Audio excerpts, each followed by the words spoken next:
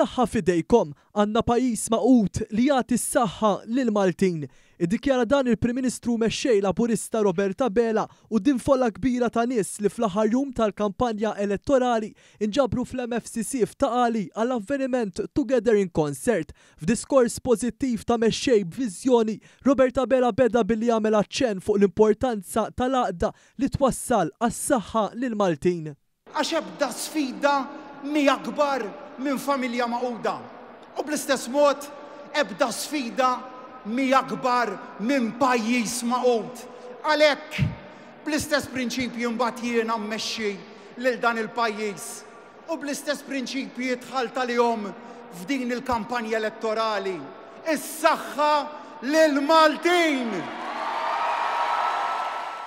Kif għamel fl-aħħar ġimgħat tal-kampanja elettorali l-Prim Ministru kompla jwassal il-messaġġ laburista fost il-komunitajiet Maltin u Għawċin.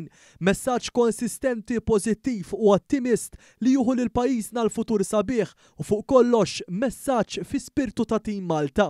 Intom lesti biex tkomplu tiddeċiedu dwar il-futur ta' dan il-pajjiż?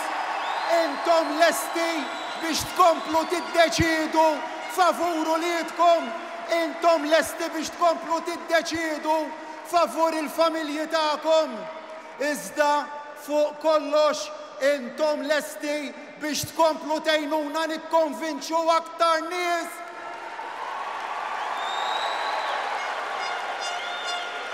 Iva, is-sibt huwa jum mill-aktar importanti, il-jum illi fih għandkom għażla, il-jum li fih se tieħdu deċiżjoni kruċjali u li matulu tridu tagħtu sinjal. Sinjal jekk tridux iġġeddu l-fiduċja fija. Sinjal jekk tridux iġġeddu l-ispirtu ta' Tim Malta. Fost l-entużjażmu tan-nies, Roberta Bela tenna kif huwa dejjem emmen f'Malta u dejjem emmen fin-nies u għalhekk mindu ingħata l-fiduċja tal-elettorat ma waqafx jaħdem biex itejjeb il-kwalità tal-ħajja tagħhom. Fi kliemu dan seta' jseħħ biss bis-saħħa tal-Maltin u l-Għawċin kollha. Ġejtaw u għedkom kont pensjonijiet ola, hekk qed nagħmlu bis-saħħa tagħkom. Ġejtaw u għedkom drittijiet ċivili aqwa, hekk qed nagħmlu bis-saħħa tagħkom. Ġejtawn u għedkom spazji miftuħa ġodda u hekk qed nagħmlu bis-saħħa tagħkom. Ġejtawn u għedkom aktar appoġġ għall-familji u hekk qed nagħmlu bis-saħħa tagħkom. Ġejtawn u għedkom garanzija ta' tfal u hekk qed nagħmlu bis-saħħa tagħkom. Ma naqas li hawnhekk isemmi l-ħemer ta' miżuri li ġew implementati fil-ġimgħat, xhur u snin li għaddew fl-istess waqt li qed jitwettaq dak li n-nies għażlu għalih. Roberta Bela temm id-diskors b'saħħtu tiegħu bil-ħalfa ta' gvern li jibqa' jagħti s-saħħa lill-Għawċin u l-Maltin kollha.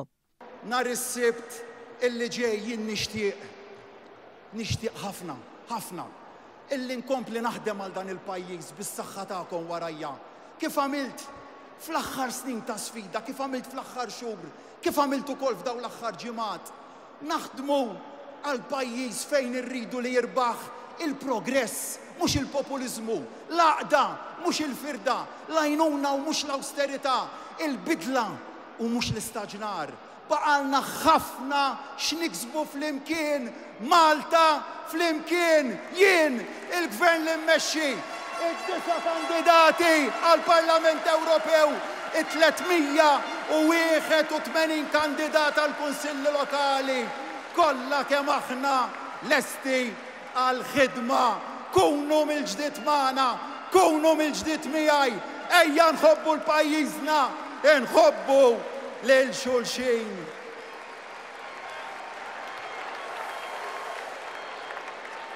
U ejja nuru wkoll illi jinteressana minn pajjiżna.